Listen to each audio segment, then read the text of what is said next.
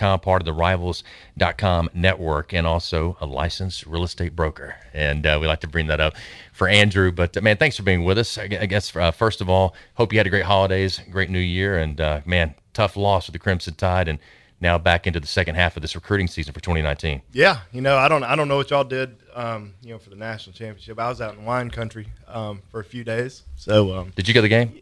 I was there. I was there. Yeah. We call it a wine trip than going out for the national championship. So, yeah. So we had a good time out there, though.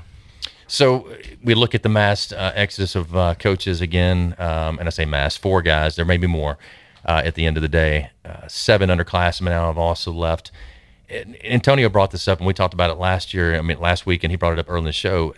What's the impact of coaches leaving? How will the other coaches in the SEC and across the country use this against Coach Saban's staffs in the future of saying, look, they're going to recruit you, but they're not going to be there. They're one and done type of staff. How could this end up affecting it, or will it affect it?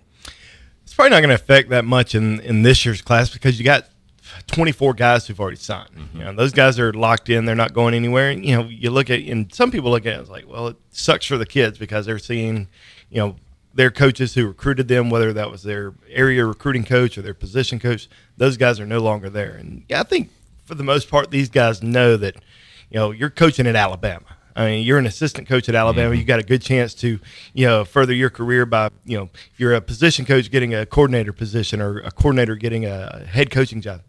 These recruits know that. They know what Nick Saban's all about. They know what Alabama's all about. So, a lot of these kids, that we've talked to over the course of the last few weeks, when, even in the 2020 class, these guys are, telling me, I committed to Alabama. I didn't commit to a certain coach, but at the same time, blood's in the water. Yeah. Other college coaches, they're going to recruit those guys. They're going to tell them, hey, we're still here. I've been here for 5-10 years, however long it's been, and you look at some of these other schools that have been able to keep coaches. It's kind of interesting seeing some of these schools that you don't see coaches leave all the time. Like, for Clemson, for instance, you would think that a lot of those coaches are going to be going elsewhere and, becoming head coaches. And some of them have. But for the most part, Clemson has been able to really keep those assistant coaches really intact. Chad Morris, right? Chad went on and became SMU in Arkansas. And I'm trying to think anybody else that, like Kevin Steele left, after a period of time. And then – gosh, who else? Really, because most of the guys that are there are former teammates of Dabo's that are coaching with him now, and also former coaches at Alabama. That were there at the time. Todd Bates is. There's a ton of them that are there. Antonio, let me ask you this: being a former player, and if you're coming in as a recruit, so what happened for us is when we came in, Coach Stalin's brand new coaching staff. So in a sense, as a recruit, there was a little bit of a level playing field. There was nobody knew anybody. Nobody really had. I'd recruited this kid in, had been playing for you for 2 or 3 years. To me, I think that's also an advantage for Nick Saban and Alabama to tell the kids, look, I told you you're going to get a chance to play. Now you got a brand new coach coming in and recruiting these guys, never has played any of these guys. You're on the same playing field as them. Go compete. You got a chance here to play right away based on these coaching changes, maybe more than anything else. Well, as far as the kids is concerned, that is a plus for them because now – if I came in and I'm 3 or 4 on the depth chart and I have a new coach, I have opportunity to prove to him that I could play and that I could get in I could win the starting position. But at the same time, the question is going to come not from the kids, but the parents. They're going to want to know, well, Coach, if I send my kid here, is the opportunity there for him to not, number one, play, but the coach that recruited him, the guy's going to be coaching him also. Are we going to look at a sudden turnaround? I know it's hard for Coach Saban to answer, and I'm pretty sure he's going to say, I try to keep my position coaches as long as they're willing to stay here, but I just can't stay here and guarantee you that. And I think it becomes an issue for the kids and the parents because then when they leave and go home, the parents are probably like, well, there's no guarantee that your coach is going to be there the whole time you're there. But it makes sense to go to Clemson. Nobody's talking about leaving Clemson. So, it's a tough call. There's probably only 2 places right now in America that you could say that the biggest position, the head coaching position, is intact and it's going nowhere. And that's Clemson and Alabama. Just 2 different philosophies, different ways of doing it. Don't you think, Andrew, and you kind of brought this up earlier, these kids are committing to Alabama because of Coach Saban, not because of these other coaches. Do you think that's the case? Yeah, I think so. And I think that, I think Coach Saban does a really good job of especially the kids that are the big time kids, the 5-star kids, the must get prospects. He really takes a hold of their recruitment. I mean, it's not just a position in the recruiting coach that's recruiting them. It's Nick Saban's on top of it as well. So Evan Neal, Trey Sanders, 2 5-star guys out of IMG Academy. Nick Saban was talking to those guys just as much as, maybe not just as much, because Nick Saban's not on social media, and you got, guys like Brent Key and those other coaches, Coach Loxley, on the staff who are pretty savvy in the social media department, a little bit more better than Nick Saban. But I do think that a lot of these kids are committing to Nick Saban, and they're also committing to a program. They're committing to a program that's won more national championships than any other program in the country. And when they, I think another big thing for Nick Saban is getting these kids on campus, to tour the facilities, to get their parents there, to see the academics and all that good stuff. Because you go down to Tuscaloosa and see the facilities. I mean, they're about second to none. And the academic situation they have set up with with all the different counselors and teachers and professors and deans, when they go down there on their official visits and meet with those guys, I think the parents feel a lot more comfortable sending them to Alabama, knowing that it's not just football down there. And you brought up the fact that Coach Saban's not going to be on social media. We talked about this, I think, a couple weeks ago. A big story came out about the fact how he calls and wants to talk personally to them. He doesn't really text. He may get a text, but he's going to call you back and have a conversation more than just doing anything on social media. How impactful do you think that is to the parents and the players that he's willing to get on the phone and actually talk to them and have conversations about life and about their day and about things that are going on in the recruiting process? Yeah, I think it's big, and I remember several years ago when head coaches were no longer able to go on the recruiting trail during the spring.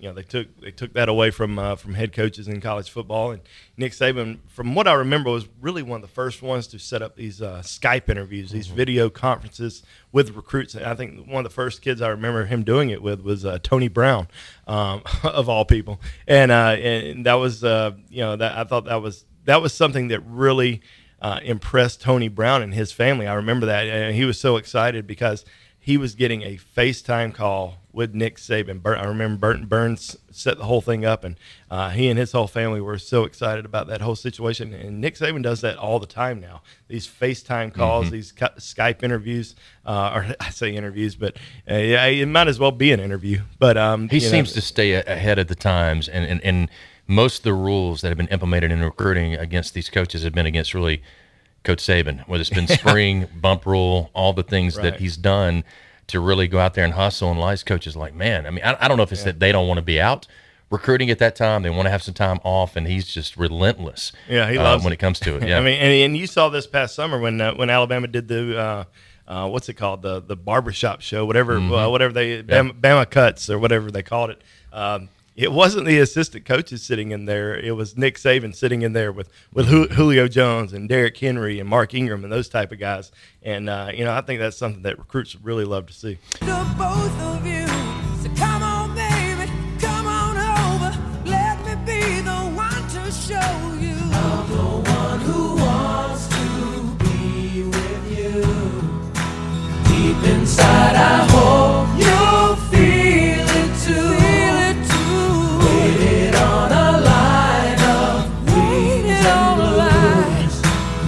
Welcome back in again. Andrew Bolton with us, BamaInsider.com and Network of Rivals. And again, we'll continue talking about recruiting with him. We got Antonio Lingham in studio, Lars Anderson, Kerry Adams. I'm Jay Barker as we continue our AVX studios here in downtown Birmingham.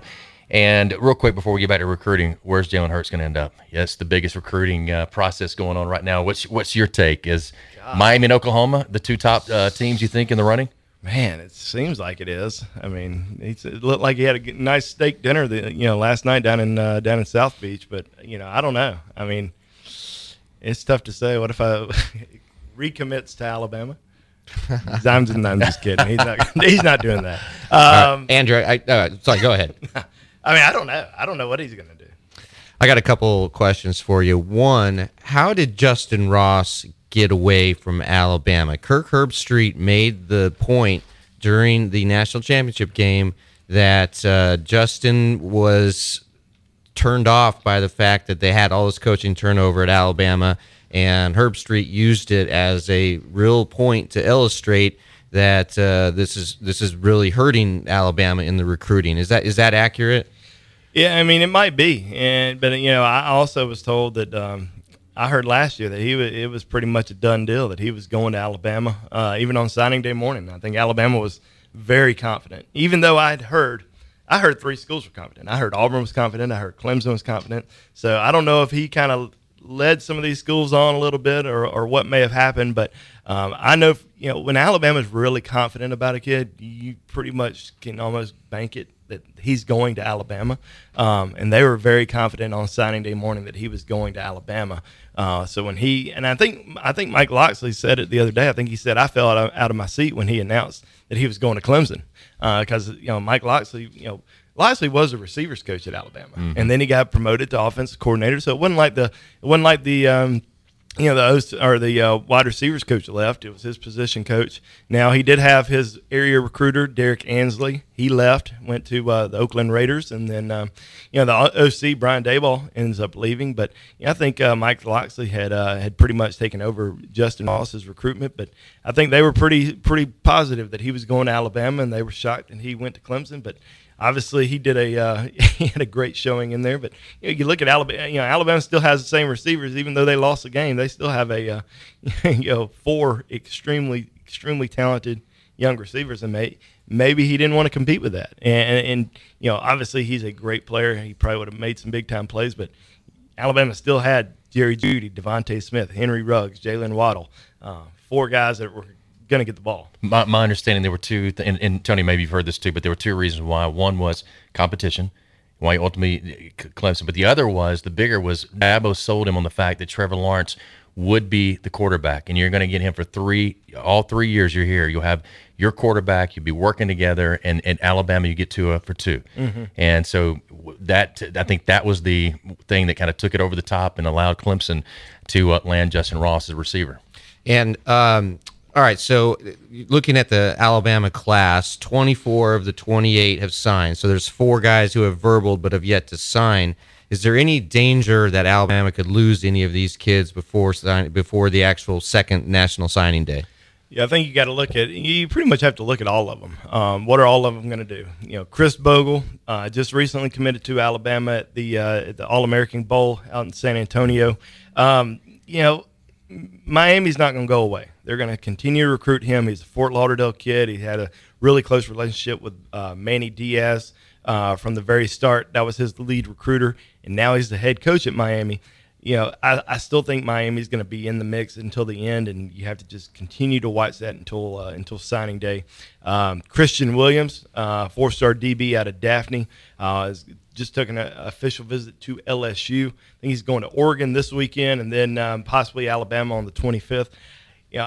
Alabama has a very, very talented defensive back class. I mean, I think it's probably one of the best recruiting jobs they've done in recent memory at the defensive back position. I mean, just recently picking up 2 big-time guys in Jordan Battle and Marcus Banks.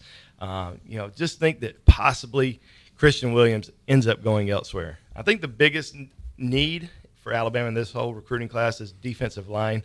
They signed 4 defensive linemen in December. Another guy who's committed, Byron Young, still taking some official visits. Really watch out for Mississippi State, because they're not going away either. They're going to continue to recruit him extremely heavy. I definitely think that Alabama's in the driver's seat. He kind of grew up an Alabama fan, loves Alabama, and they're still doing a great job recruiting him. But if I were to watch out for any school, it'd definitely probably be Mississippi State. Then Keelan Robinson, the 4th guy, 4-star running back out of Washington, D.C. We'll have to wait and see if he ends up taking some visits, because there's some talk that he secretly signed with Alabama. I'm not sure if that's the case. He's told us that he didn't, so if he starts taking official visits, let's say to Maryland, I know I've heard Michigan possibly as an official visit spot. So if he takes those visits, you have to kind of watch and see what happens there. But how can you secretly sign? Well, Marcus Banks actually did it. Marcus Banks signed on that Wednesday in December the 19th, and nobody knew about it, and announced his commitment on January the 5th to Alabama, and then Alabama put out there, signed. So some of these kids go ahead and secretly sign, and schools won't put it out until they, they know they're ready to announce. So Keelan Robinson, one of these kids that his school is planning on doing a signing day ceremony in February. So there's a few kids at their school that they've said that have already signed. Not sure if he's one of them, but very possible. Andrew Bone with us, BamaInsider.com, again, networkrivals.com. With the early signing period happening and coaches leaving, let's take the Mark Richt situation at Miami, a little different now with, kind of where they are now. They got the guy back that was there, coordinating stuff. So as far as if guys sign, should they be relieved of that signing period and still have a chance to go back out and be recruited by other teams? Or is that just part of the process? That's just part of you choosing to sign early, and now you got to deal with the consequences. I mean, my personal opinion is I think they should be able to, if it's a head coach, I think they should be able to, reopen things and take visits and, go somewhere that they feel comfortable. I mean, in terms of an assistant coach or a position coach, I don't think that's – a lot of people probably say, they should because that's who they wanted to go play for. But these kids know, most of these kids understand, and the parents understand that these assistant coaches, they could get a job elsewhere. They could not live up to, expectations and get fired. So, I think you need to go to where you want to be coached by a certain head coach or, to the overall program. What's best for you and your family. But, in my opinion, I think if a head coach leaves, gets fired or decides to, jump ship, take another job, I think these high school players should be able to, do the same thing. And if they opened it back up, would it be a situation where they could open it and say, look, I want to look around, but I still want to keep that secure as far as, the contract I have signed?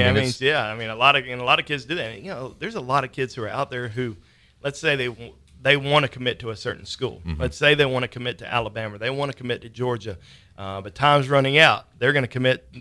They got to commit to where they have a spot. And then if a spot opens up at like Alabama or Georgia on National Signing Day, they could easily flip, which hurts the program that they committed to. Yeah. So that stuff happens all the time. Are there any unsigned guys out there that Alabama's going after pretty hard? And is 28 going to be the number of total recruits in this class? We could end up seeing it maybe at 29. I think there's a possibility we get to 29.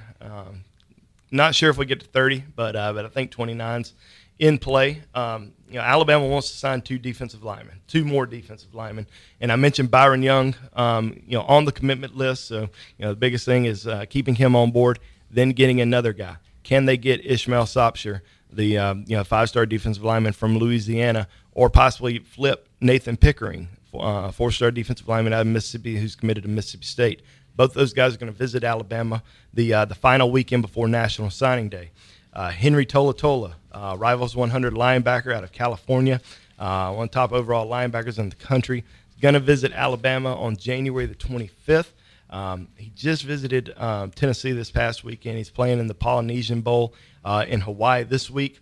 He was originally going to announce his commitment during that game, but decided to hold off. He wants to, like I said, he visited Tennessee, so obviously a lot of people assumed, all right, well, if he's committing on January the 19th, it must mean he's going to Tennessee. But he's decided to push it back, going to take an official visit to Alabama, Oregon. I think that might be it for him, and then announce a little bit closer to signing day. That's kind of the main kids on the defensive side of the ball. Now, offense is a little bit different because, they're still trying to keep Keelan Robinson on board, but if they miss on him, maybe they offer DeAndre Glass or tell DeAndre Glass that he has a committable offer. DeAndre Glass is a four-star running back out of Texas who's committing today. Not going to commit to Alabama. He's going to commit somewhere, but he's not going to commit to Alabama. But, that may be something that Alabama revisits a little bit closer to signing day, depending on what happens with Keelan Robinson. I've been mentioning on our recruiting board the last few days that Alabama's now interested in possibly taking a tight end, another tight end, in addition to Jaleel Billingsley. They offered two kids last week, Kyle Patterson out of Arizona. I don't even think he's going to visit Alabama. But Brett Seifer out of Clearwater, Florida, he got offered on Thursday. Jeff Banks had an in-home visit with him last night. Spoke to him, shortly after that visit. Said it was the best in-home visit he's ever had. He had not made a decision yet on on his fifth official visit between Alabama and Penn State. going to Georgia this weekend, but said he's going to decide between Alabama and Penn State within the next week. I think he's going to end up making a trip to Alabama, and that could possibly be an additional tight end to Alabama's recruiting class. All right, talking recruiting again with Andrew Bone, BamaInsider.com, a network of rivals. And if you look at the coaching situation, we talked about them leaving and the fact that, how do coaches use that against them in the recruiting process. But talk about Gaddis, Loxley, Key, and also Dan Enos. What type of recruiters were those? What is Alabama losing on the recruiting aspect of things? Well, they're losing some really talented guys. Not only on the football field, but especially on the recruiting front. You look at Loxley. I mean, Loxley's had a great reputation as an elite recruiter for several years. I mean, well before he got to Alabama, and has continued that. Since he's been at Alabama. You look at the guys that they signed from the Maryland, D.C. area this year. I mean, that's all Mike Loxley right there. Josh Gaddis, young guy, very energetic, does a great job on social media. I think he's certainly one of the rising stars in this profession. Really like him a lot. I think he was well liked by a lot of recruits on the recruiting trail, and I think it also shocked Nick Saban in Alabama a little bit when he decided to leave. Mm-hmm. I think they thought he was going to stick around, and he was really well liked down in Tuscaloosa. Dan Enos, he was probably not as vocal on social media, but just talking to different recruits that he recruited, a lot of kids really liked him a lot. I know Leah and Paul Tyson really liked spending time with him and getting to know him. But I remember talking to both those guys after he left, and said, both of them said, we're 100% solid. We're good for him, but we're going to Alabama. And then Brent Key, who could be one of your top recruiters this year, right? I'll tell you what, Brent was did a phenomenal job, and he's certainly this year and even into 2020. I mean, he's kind of racked up on the in-state kids, and especially the Birmingham area guys, and then going down and getting Evan Neal out of IMG Academy, and he just I've told several people that I think he's the lead guy right now in terms of Rivals.com recruiter of the year. Mm-hmm. He's just done such a terrific job. And we actually saw that a few years ago. Mike Groh won the Rivals.com National Recruiter of the Year, and then 2 weeks later he ends up leaving to take the wide receivers coaching position with the Chicago Bears. So we might see Brent Key end up leaving and being named the Rivals Recruiter of the Year and leaving and going to Georgia Tech.